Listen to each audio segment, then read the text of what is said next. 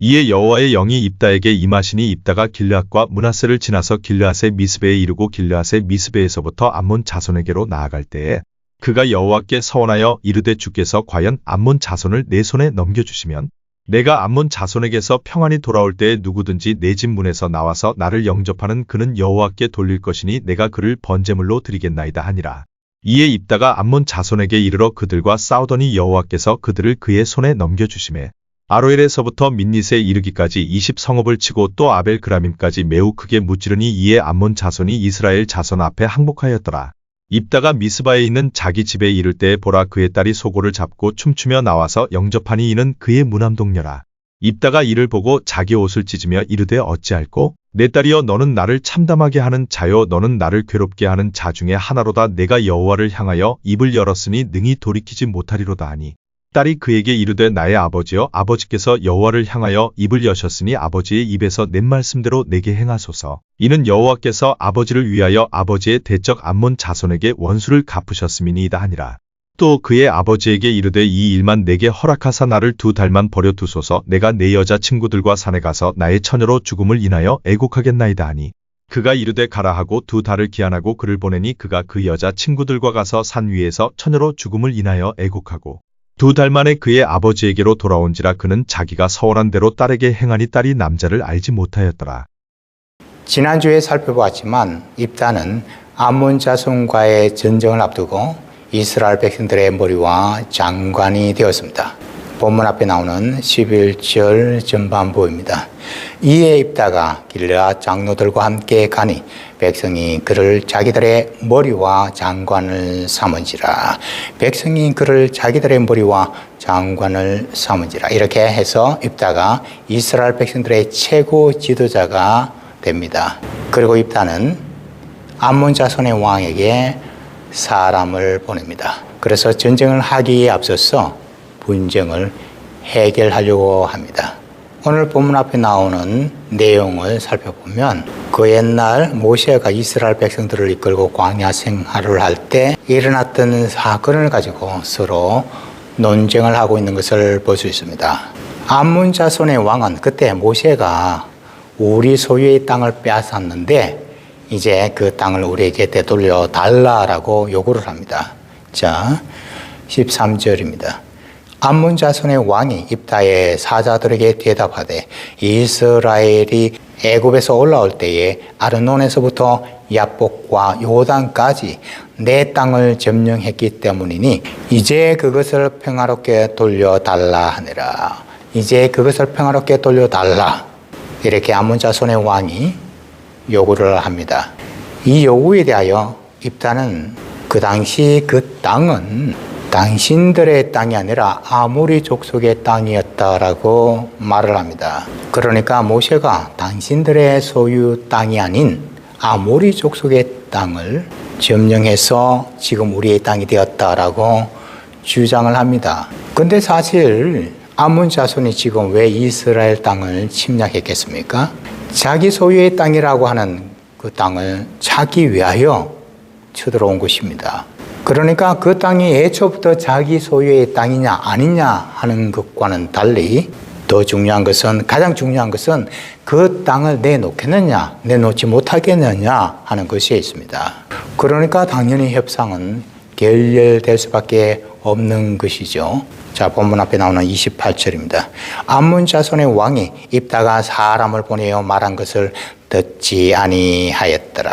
암몬 자손의 왕이, 그리고 마지막을 보시면 듣지 아니하였더라. 이렇게 해서 협상은 결렬되고 부득불 전쟁을 할 수밖에 없게 된 것입니다. 그리고 오늘 본문의 말씀은 두 가지 아주 중요한 주제를 가지고 있습니다. 하나는 입다에게 하나님의 영이 임하였다는 것이고, 두 번째는 입다가 서원을 했다는 것입니다. 그리고 이 두 가지는 서로 보완이 되면서도 동시에 서로 대조되는 성격을 가지고 있습니다. 그래서 오늘 이 시간에는 저와 여러분이 본문의 내용을 살펴보면서 이 두 가지 주제를 중심으로 생각해보는 은혜를 가지는 시간을 가지고자 합니다. 자, 먼저 입다에게 하나님이 영이 임하였던 사건에 대하여 생각해 보겠습니다. 본문 29절입니다. 이에 여호와의 영이 입다에게 임하시니 입다가 길앗과 므낫세를 지나서 길앗의 미스베에 이르고 길앗의 미스베에서부터 암몬 자손에게로 나아갔기에 이에 여호와의 영이 입다에게 임하시니 입다가 암몬 자손과의 전쟁에서 승리한 것은 여호와의 영이 임하였기 때문입니다. 그리고 입다에게 여호와 하나님의 영이 임하였다는 사실에는 두 가지 중요한 의미가 있습니다. 그 첫째는 하나님께서 입다를 사사로 인정하셨다는 의미가 있습니다. 하나님께서는 사람을 사사로 세우시고 전쟁을 하게 할 때는 가장 먼저 하나님의 영이 임하게 하는 것을 성경은 우리에게 보여줍니다. 사사기 3장 10절입니다. 여호와의 영이 그에게 임하셨으므로 그가 이스라엘의 사사가 되어 나가서 싸울 때에 여호와께서 메소포타미아 왕 구산 리사다임을 그의 손에 넘겨주시매 운니엘의 손이 구산 리사다임을 이기니라. 여호와의 영이 그에게 운니엘이죠. 운니엘에게 임하셨으므로 그가 이스라엘의 사사가 되어 나가서 싸울 때에 그 마지막을 보시면 이기니라. 하나님의 영이 운니엘에게 임하게 되고 이 운니엘은 사사가 되어 전쟁에 나가 승리하게 됩니다. 그리고 사사기 6장 34절 전반부입니다. 여호와의 영이 기드온에게 임하시니 기드온이 나팔을 불매 여호와의 영이 기드온에게 임하시니 이렇게 하나님의 영이 임하심으로 그 사람이 사사로 활동하게 되는 것을 성경은 우리에게 보여줍니다. 입다는 길앗 장로들에 의해서 이스라엘 백성들의 머리와 장관으로 추대를 받았습니다. 그런데 하나님의 영이 입다에게 임하심으로 말미암아 입다는 하나님께서 세우신 사사임을 인정을 받은 것입니다. 자, 그리고 입다에게 하나님의 영이 임하였다는 의미는 두 번째로 입다가 옳은 말을 했다는 사실을 하나님께서 인정했다는 뜻이 있습니다. 27절 후반부입니다. 원하건대 심판하시는 여호와께서 오늘 이스라엘 자손과 암몬 사이에 판결하시옵소서 하였으나 여호와께서 오늘 이스라엘 자손과 암몬 자손 사이에 판결하시옵소서. 자, 이것은 암몬 자손의 왕이 주장하는 내용과 입다가 주장하는 내용이 서로 각각 달랐던 것이죠. 그래서 입다는 하나님께서 판결 내려 달라라고 요청을 한 것입니다. 그리고 이러한 입다의 요청에 하나님의 영이 입다에게 임하였던 것입니다. 이것은 암몬 자손의 왕의 주장이 틀리고 입다의 주장이 옳은 것임을 하나님께서 판결하신 것이다라고 우리는 생각할 수 있습니다. 이렇게 해서 하나님의 영이 임한 입다는 길앗과 므낫세를 지나 미스베로 나아갑니다. 그리고 이스라엘 백성들은 하나님의 영이 임한 입다를 따라 전쟁에 참전하게 됩니다.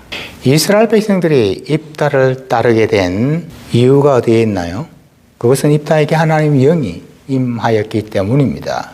하나님의 영이 임하기 전에는 평범했던 사람이었지만 하나님의 영이 임하게 되자 놀라운 능력의 사람이 되는 것을 성경은 우리에게 보여줍니다. 기드온을 보십시오. 이전에 기드온은 미디안 사람들이 두려워서 몰래 숨어 포도주 틀에서 밀을 타작했던 사람이었습니다. 하지만 하나님의 영이 임하게 되자 담대하게 나팔을 불고 사람들을 군사들을 모집했습니다. 그리고 전쟁을 시작한 것입니다. 이렇게 하나님의 영이 임하게 되면 연약했던 사람이 강하게 되고 두려움에 사로잡힌 사람이 담대하고 용맹한 사람이 되어집니다. 그리고 밀어냈던 사람이 지혜롭게 행동을 하게 됩니다. 오늘날에 와서 이 하나님의 영은 성령을 의미하고 있습니다. 자, 우리 믿는 그리스도인들, 우리 믿는 성도는 어떤 사람입니까? 물론 예수님을 믿고 살아가는 사람이 그리스도인이요 믿는 성도입니다. 근데 또 다른 면에서 볼 때 그리스도인이란, 믿는 성도란 하나님의 영을 가진 사람이다라고 할 수 있습니다. 그리고 이 하나님의 영을 다른 말로 표현하면 성령입니다. 그리고 또 이 하나님의 영을 다른 말로 표현하면 그리스도의 영이라고 성경은 말씀합니다. 하나님의 영, 성령, 그리스도의 영, 이것은 모두 다 같은 의미입니다. 로마서 8장 9절입니다. 만일 너희 속에 하나님의 영이 거하시면 너희가 육신에 있지 아니하고 영이 있나니 누구든지 그리스도의 영이 없으면 그리스도의 사람이 아니라. 그리스도의 영이 없으면 그리스도의 사람이 아니라. 그리스도인이냐 아니냐 하는 기준은 단순히 교회에 다니느냐 다니지 아니하느냐에 있는 것이 아닙니다. 교회에 아무리 오래 다녔다 할지라도 그리스도의 영이 없으면 그리스도인이 아닙니다. 다시 말해서 성령이 그 심령 안에 거하느냐 거하지 아니하느냐에 따라서 그리스도인과 비그리스도인으로 구분되어지는 것입니다. 나의 힘과 나의 능력이 아니라 나의 경험이 아니라 나의 지혜가 아니라 말씀을 통하여 역사하시는 성령의 감동에 따라 이 세상을 분별하며 지혜롭게 살아가는 사람이 바로 그리스도인인 것입니다. 오늘날 우리는 종종 이상한 말을 하고 때로는 상식에 어긋난 행동을 하는 사람을 보면서 성령 충만한 사람이다라고 생각하는 경향이 있기도 합니다. 물론 그럴 수도 있겠죠.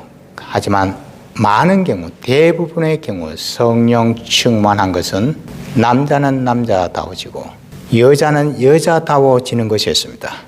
자신의 신분을 확실하게 깨닫고 그 신분 안에서 지혜롭게 행동하는 것에 있습니다. 인간적으로 볼 때는 가장 자연스러운 사람이 되는 것입니다. 그러니까 성령 충만하니까 베드로는 베드로답게 되었습니다. 요한은 요한답게 사랑의 사도가 되었습니다. 그리고 바울은 바울답게 목표를 향하여 앞으로 달려가는 믿음의 용사가 되었습니다. 다시 말하면 성령 충만하게 되면 내가 남의 모습을 흉내내는 것이 아니라 내가 내 자신의 모습으로 살아가게 된다는 것입니다. 왜냐하면 성령 충만하게 되면 주님이 계획하시고 주님이 기뻐하시는 일이 무엇인가 깨닫게 되어지고 보여지게 되기 때문입니다. 그 일이 비록 힘들고 어려운 일이라 할지라도 하나님께서 기뻐하시고 하나님께서 인정하시는 올바른 진리의 길인 것을 깨닫게 되었기 때문입니다. 오늘날도 마찬가지입니다. 성령 충만한 사람은 이와 마찬가지로 생명의 길, 진리의 길로 가려고 합니다. 그리고 이 성령 충만한 삶은 반드시 말씀을 통하여 같이 역사하시는 것임을 우리는 명심해야 할 것입니다. 그러므로 바라옵기는 남은 생애 동안 저와 여러분 말씀을 내 심령 속에 담고 살아가십시다. 그래서 남은 생애 동안 주님이 원하시고 기뻐하시는 성령 충만한 삶을 살아갈 수가 있게 되시길 주님의 이름으로 축복합니다. 자, 이제 두 번째 주제인 입다의 서원에 대하여 생각해 보겠습니다. 본문 30절 31절입니다. 그가 여호와께 서원하여 이르되 주께서 과연 암몬 자손을 내 손에 넘겨주시면 내가 암몬 자손에게서 평안히 돌아올 때에 누구든지 내 집 문에서 나와서 나를 영접하는 그는 여호와께 돌릴 것이니 내가 그를 번제물로 드리겠나이다 하니라. 그가 여호와께 서원하여 이르되, 자, 입다가 어떤 서원을 했습니까? 그 뒤에 나오죠. 주께서 과연 암몬 자손을 내 손에 넘겨주시면, 그리고 뒤에 보시면 누구든지 내 집 문에서 나와서 나를 영접하는 그는 여호와께 돌릴 것이니 내가 그를 번제물로 드리겠나이다 하니라. 전쟁에서 승리하고 돌아올 때 자신을 가장 먼저 맞이하는 그 사람을 하나님께 번제물로 드리겠나이다, 이러한 서원을 입다가 했습니다. 그리고 입다는 전쟁에서 승리합니다. 집으로 돌아오는데 자기의 외동딸이 가장 먼저 입다 자신을 맞이합니다. 본문 34절입니다. 입다가 미스바에 있는 자기 집에 이를 때에 보라, 그의 딸이 소구를 잡고 춤추며 나와서 영접하니 이는 그의 무남 동료라. 그의 딸이 소구를 잡고 춤추며 나와서 영접하니 이는 그의 무남 동료라. 자기의 외동딸이 가장 먼저 나와서 자기를 맞이한 것입니다. 이것을 보면서 입다는 자기 옷을 찢으며 울부짖어 말을 합니다. 자, 보면 35절입니다. 입다가 이를 보고 자기 옷을 찢으며 이르되 어찌할꼬 내 딸이여 너는 나를 참담하게 하는 자요 너는 나를 괴롭게 하는 자 중에 하나로다. 내가 여호와를 향하여 입을 열었으니 능히 돌이키지 못하리로다 하니 내가 여호와를 향하여 입을 열었으니 능히 돌이키지 못하리로다. 이렇게 비통하게 입다는 울부짖었습니다. 그리고 이 비통하게 울부짖고 있는 입다에게 딸은 2달 동안 친구들과 함께 지내기를 요청했고 입다는 이 딸의 요청을 허락합니다. 그리고 2달 후에 돌아온 딸에게 입다는 자신이 하나님께 서운한 것을 실행했습니다. 본문 39절 전반부입니다. 2달 만에 그의 아버지에게로 돌아온지라 그는 자기가 서원한 대로 딸에게 행하니 자기가 서원한 대로 딸에게 행하니 입다는 자신이 서원한 것으로 인하여 아무 잘못이 없는 딸을 번제물로 바쳐야 했던 것입니다. 사실 서원은요 일종의 감사제라 할 수 있습니다. 이 하나님의 은혜에 감사해서 하는 서원에는 히브리어로 아사르 하는 단어와 네데르라고 하는 단어가 있습니다. 그리고 아사르는 묶는다라고 하는 의미가 있습니다. 어떤 면에서는 조금 소극적인 의미가 있다라고 할 수 있습니다. 이것은 자기 자신이 누릴 수 있는 행복과 권리와 자유를 묶고 속박한다라는 뜻이 있는 것입니다. 다시 말하면 하나님의 은혜에 너무 감사해서 내 자신이 누릴 수 있는 행복의 일부를 묶어버리고 포기한다는 의미가 있습니다. 그리고 또 하나 네데르는 맹세한다라는 뜻이 있습니다. 자발적으로 자신의 허물과 헌신을 바치기로 맹세하는 것입니다. 그러니까 이 네데르는 아사르보다는 보다 적극적인 의미가 있는 성격이 있어요. 하나님에 대한 감사의 표시로 자신의 소유 중 가장 값진 것을 드리기로 결단하는 것이 바로 이 네데르입니다. 시간이나 물질이나 심지어는 생명까지도 드리겠다라고 맹세하는 것이 바로 이 네데르라고 하는 서원입니다. 그리고 입다가 본문에서 한 서원은 바로 이 네데르입니다. 야곱이 한 서원도 바로 이 네데르입니다. 아버지와 형 에서를 속이고 장자의 명분을 빼앗아 도망을 했던 이 야곱은 베델이라고 하는 광야에서 하나님을 만나게 됩니다. 하나님을 만난 이 야곱은 너무나 감격한 나머지 그 은혜에 감사해서 서원을 합니다. 하나님, 이 여행길에서 저를 지켜주시고 음식과 입을 옷을 주셔서 그리고 다시 아버지 집으로 돌아오게 해주시면 제가 이곳에서 하나님의 집을 세우고 제단을 쌓겠습니다. 그리고 제게 있는 모든 것의 10분의 1을 하나님께 드리겠습니다. 이것이 바로 야곱이 한 서원입니다. 네데르입니다. 사무엘의 어머니 한나가 한 서원도 바로 이 네데르입니다. 사무엘상 1장 11절입니다. 서원하여 이르되 만군의 여호와여 만일 주의 여종의 고통을 돌보시고 나를 기억하사 주의 여종을 잊지 아니하시고 주의 여종에게 아들을 주시면 내가 그의 평생에 그를 여호와께 드리고 삭두를 그의 머리에 대지 아니하겠나이다. 아들을 주시면 내가 그의 평생에 그를 여호와께 드리고 삭두를 그의 머리에 대지 아니하겠나이다. 자, 이 서원으로 인하여 한나는 그 아들 사무엘을 하나님께 바치게 됩니다. 그리고 사무엘은 가장 위대한 선지자로 살아가게 되는 것을 우리는 성경을 통해 볼 수 있습니다. 그러니까 원래 서원은 나쁜 것이 아니라 좋은 것입니다. 하나님의 은혜에 감사해서 고백하는 것이 서원이라고 할 수 있습니다. 근데 오늘날 우리 믿는 성도들이 가지는 문제는 하나님의 은혜에 감사해서 하는 서원이 아니라 조건부 서원을 하는 것에 있는 것 같습니다. 상황이 아주 급박하고 문제 해결의 가능성이 보이지 않을 때 우리 믿는 성도들 중에는 이러한 서원을 하는 경우가 있습니다.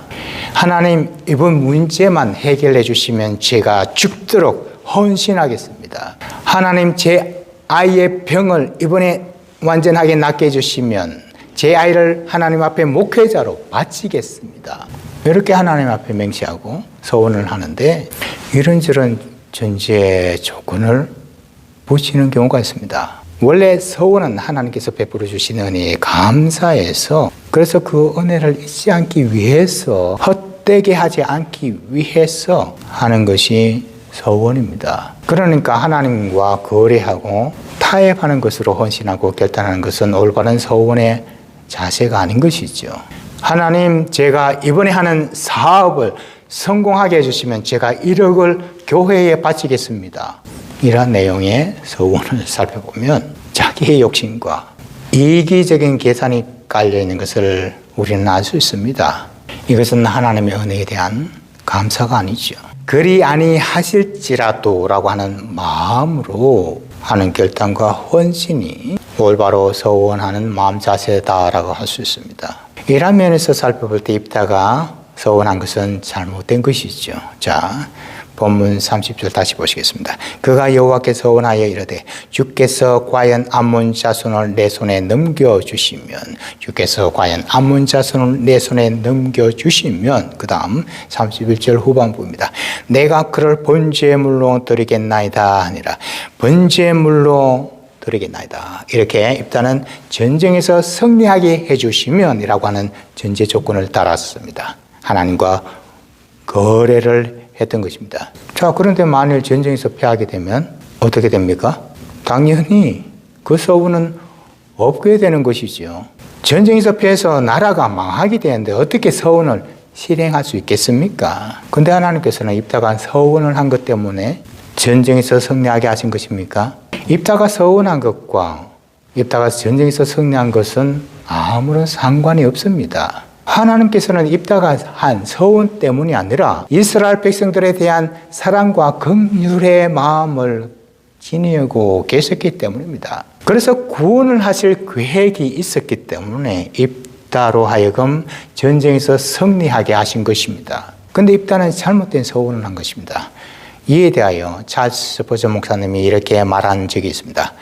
입다는 성급한 서원을 하였다. 이러한 서원은 지키기보다 깨는 것이 훨씬 더 좋다. 그러면서 찰스 스퍼전 목사님은 이렇게 한마디 더 붙여서 말을 합니다. 만일 어떤 사람이 범죄를 하기로 서원을 하였다고 한다면 이러한 서원은 본질상의 죄이다. 그리고 그 사람이 이러한 서원을 실행하는 것은 갑절이나 더 큰 죄가 된다. 자, 그러니까 어떤 사람이 도적질하기로, 간음하기로, 살인하기로 서약을 하고 그리고 자신이 서약을 했기 때문에 끝까지 실행하겠다라고 주장하는 것은 잘못된 것이다라는 것입니다. 그러므로 저와 여러분, 우리가 어떤 일에 있어서 내가 성급하게 서원을 했고 또 그것이 잘못되었다라고 깨닫게 된다면 굳이 그것을 지키려고 하기보다는 가장 먼저 하나님 앞에 회개해야 합니다. 그리고 돌아서야 합니다. 어느 한 목사님이 설교하시는 영상을 보면서 제가 이러한 메시지를 들은 적이 있습니다. 한 젊은 청년이 형제가 교회 집에서 아주 큰 은혜를 받았답니다. 그래서 그날 저녁에 이 청년은 자기도 바울처럼 평생 동안 결혼하지 않고 독신으로 하나님만을 섬기며 살아가겠다라고 서원을 했습니다. 근데 이후에 그 청년은 자기가 정말 사랑하는 자매를 만나게 되었습니다. 그리고 시간이 갈수록 사랑에 빠지게 되자 결혼까지 생각을 하게 되었던 것입니다. 하지만 결혼을 생각하니까 이전에 자신이 하나님 앞에 독신으로 살겠다라고 서원을 했던 것이 생각이 나서 깊은 고민과 갈등을 하다가 목사인 자기에게 와서 상담을 하게 되었다는 것입니다. 그때 이 목사님은 그 청년에게 당신이 서원을 지키기 위하여 결혼하지 말아야 한다라고 권면하기보다는 그 청년에게 진정으로 당신이 그 자매를 사랑하고 그래서 결혼하고 싶은 마음이 있다면 가장 먼저 해야 할 것이 있다. 그것은 바로 하나님 앞에 진심으로 회개하는 것이다 라고만 말했답니다. 결혼을 해야 한다, 하지 말아야 한다 라고까지 하지는 않고 먼저 해결을 해야 한다 라고 권면했답니다. 그리고 그 상담 이후에 이 젊은 청년은 결혼을 했고 이후에 아주 행복하고 모범적인 가정을 이루고 살아가고 있는 것을 자기가 보고 있다라고 하는 메시지를 제가 들었습니다. 소원을 하고 그 소원을 깨뜨리는 것은 죄가 될 수 있습니다.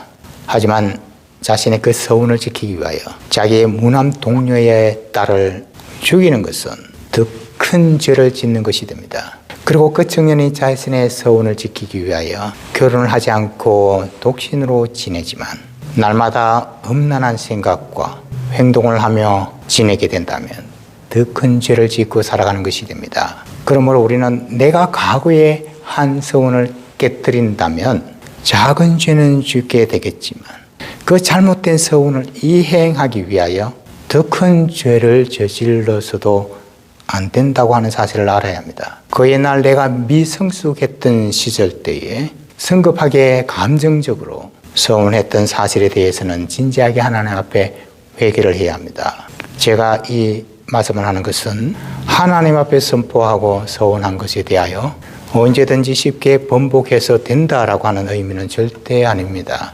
우리가 하나님 앞에 믿음으로 고백한 신앙에 대해서는 비록 죽음 앞에서도 쉽게 변개해서도 안 되는 것입니다. 순교를 할 각오를 가지고서라도 나는 변심할 수 없다라고 하는 결단하는 믿음이 필요합니다. 입다가 딸 앞에서 비통해하면서도 이렇게 고백하지 않습니까? 내가 여호와를 향하여 입을 열었으니 능히 돌이키지 못하리로다. 입다는 자신이 해서는 안 될 잘못된 서원을 했습니다. 하지만 그 서원을 끝까지 지키려고 하는 기본적인 서원하는 그 마음 자세만큼은 우리가 높이 귀하게 여겨야 합니다. 오늘날 우리 믿는 성도들을 보십시오. 쉽게 서원하고 쉽게 아무런 가치 없이 변경해 버리는 것을 볼 수 있습니다. 저는 이것이 더 큰 문제라고 생각을 합니다. 그리고 더 큰 죄라고 생각을 하고 있습니다. 이렇게 서원한 입다에 대하여 입다의 딸은 이렇게 말을 합니다. 본문 36절 전반부입니다. 딸이 그에게 이르되 나의 아버지여 아버지께서 여호와를 향하여 입을 여셨으니 아버지의 입에서 낸 말씀대로 내게 행하소서. 말씀대로 내게 행하소서. 이렇게 순종하는 딸의 모습은 마치 하나님의 아들 독생자 예수님이 십자가의 죽음을 앞두고 순종하신 기도를 생각나게 합니다. 다만 아버지의 뜻대로 하시옵소서. 하나님께서는 아무런 잘못이 없는 딸을 번제로 드려야 하는 입다의 마음을 아버지 입다의 마음을 잘 알고 계셨습니다. 왜냐하면 아무런 잘못이 없는 자신의 아들 예수님을 온갖 부끄러움과 조롱과 수치 속에서 십자가에 매달아 죽게 하셨던 아버지 하나님이셨기 때문입니다. 그래요. 사실 올바른 서원은 내가 무엇을 바치느냐 하는 것이 있는 것이 아닙니다. 그것보다는 하나님께서 나에게 일하고 계심을 내가 믿고 그 흐름에 그 은혜에 올라가는 것에 있습니다. 하나님께서는 입다에게 이미 하나님의 영을 임하게 하셨습니다. 하지만 입다는 잘못된 소원을 했습니다. 이러한 입다를 보면서 우리는 입다가 기생 출신의 아들이라고 하는 컴플렉스를 열등감을 가지고 있을 수 있다라고 하는 사실을 이해할 수 있습니다. 그리고 입다는 가족과 마을 지도자들로부터 미움을 받고 쫓겨나 이방인의 땅에서 살아가고 있었습니다. 이러한 입다에게 과거에 대한 트라우마가 있을 수 있다라고 하는 사실을 우리는 이해할 수 있습니다. 이러한 열등감과 트라우마가 있는 입다였기에 하나님의 영이 임하였지만 입다는 성급하게 서원이라고 하는 무리수를 둘 수가 있다라고 하는 생각을 우리는 해볼 수도 있습니다. 그리고 이러한 모습이 온전하지 못한 바로 저와 여러분의 모습일 수 있지 않을까요? 하지만 감사하는 것은 입다의 잘못된 서원을 통해서라도 우리는 죽기까지 순종을 했던 입다의 딸의 아름다운 순종의 모습을 보게 됩니다. 그리고 또한 십자가에서 죽기까지 순종을 하셨던 하나님의 아들 예수님의 순종을 생각나게 합니다. 이렇게 우리 인간의 잘못된 서원을 통해서라도 하나님은 합력하여 선을 이루시고 우리에게 은혜를 베풀어 주신다고 하는 사실에 감사하십시다. 서원은 하나님께서 나에게 베풀어 주시는 은혜에 감사해서 나오는 고백입니다. 그 행동입니다. 그러므로 저와 여러분, 우리가 서원을 할 때는 이미 나에게 베풀어 주신 하나님의 은혜에 대하여 감사하는 마음으로 해야 하는 것입니다. 그러므로 바라옵기는 저와 여러분, 하나님의 은혜에 감사해서 나오는 서원을 끝까지 실행하심으로 말미암아 저와 여러분이 하나님 앞에 섰을 때 성숙한 자녀로서 인정받을 수가 있게 되시길 주님의 이름으로 축복합니다. 기도하겠습니다. 아버지 하나님, 오늘 본문의 말씀을 통하여 하나님 영이 임한 입다가 행동한 것을 깨닫게 해주시니 감사합니다.